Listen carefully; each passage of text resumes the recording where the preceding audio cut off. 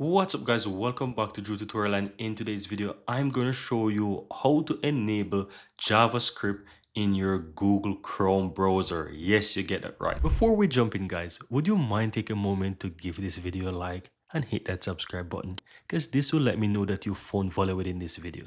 And on top of that, the biggest benefit is that you'll never miss out when I release future videos just like this one. Now let's continue. So what you want to do, just simply open up your Google Chrome and click the three dots on the uppermost right hand side, then click on settings. Right now on the left hand side, click on privacy and security.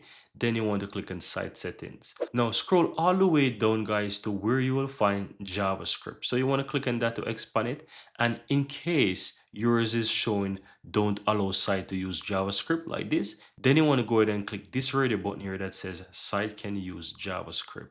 And that's all there is to it. Now when you click and open up a new tab on your Google Chrome browser, then you will have the JavaScript enabled and you'll be able to use those sites, or those sites that allows to use JavaScript will be doing that going forward. So this is how you can easily enable JavaScript guys in your Google Chrome browser.